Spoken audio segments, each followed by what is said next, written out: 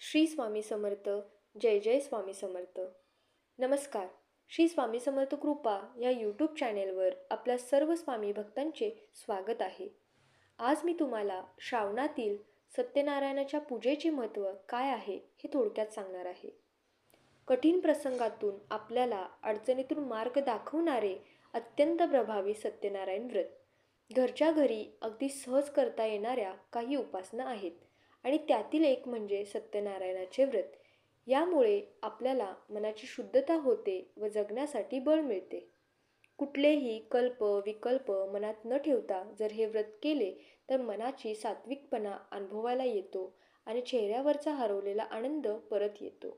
विवाह झाल्यावर सत्यनारायणाची पूजा आणि मग कुलदेवतेचे दर्शन करून संसाराला सुरुवात करावी अशी कथा आपल्याकडे रूढ आहे.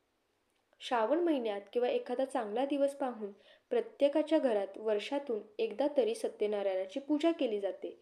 मात्र काही घरात वर्षभरात पूजा करायचं राहून जातं आणि मग विशेषतः श्रावणात केली जाते. श्रावण महिना हा पुण्यसंचयाचा काळ आहे. त्या दृष्टीने सत्यनारायणाच्या व्रताद्वारे पुण्यसंचय करावा ह्या हेतूने पूजेचे आयोजन केले जाते. त्यामुळे काय काय लाभ होतो हे आपण जाणून घेऊया. सत्यनारायणाची पूजा घरातल्या घरात आणि सार्वजनिक स्वरूपातही केली जाते. हे व्रत करणारा मनुष्य फक्त या लोकेचंच नाही तर परलोकीही सुख उपभोगतो असे म्हणतात आणि शेवटी मोक्षपदास प्राप्त होतो. या व्रताची विधी पुढीलप्रमाणे.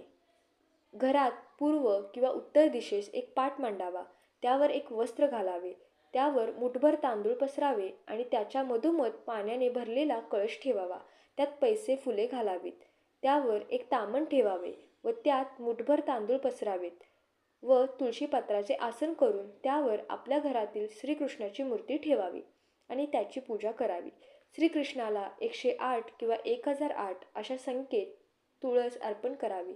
या पूजेत मन एकाग्रता व्हावं यासाठी हा आकडा दिला आहे.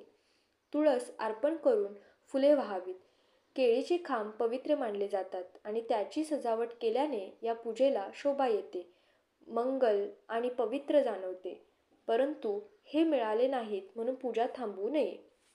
सत्यनारायणाचा प्रसाद जास्तीत जास्त लोकांना मिळावा म्हणून पूजा झाल्यावर लोकांना दर्शनासाठी बोलवावे, तीर्थप्रसाद द्यावा व श्रीकृष्णाच्या मूर्तीला मनोभावे प्रार्थना करून त्याला गंध, अक्षदा, फुले, तुळस अर्पण करावी व आपल्याकडून हे व्रत करून घ्यावे म्हणून मनोभावे प्रार्थना करावी.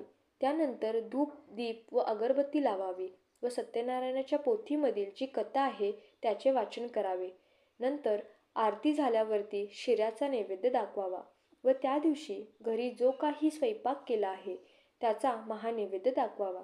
तसेच शिऱ्याचा प्रसाद म्हणून वाटप करावा म्हणजे पुण्य लाभेल. दुसऱ्या दिवशी सकाळी घरच्या देवांची पूजा झाल्यावरती श्रीकृष्णाच्या मूर्तीला अक्षदा वाहून श्रीकृष्णाची मूर्ती देवघरात ठेवावी. म्हणून जो कोणी ही सत्यनारायणाची कथा पठण करेल किंवा ही पूजा किंवा व्रत करेल त्याची सर्व पापे सत्यनारायण कृपेने नाहीशी होतील. श्री स्वामी समर्थ. जय जय स्वामी समर्थ.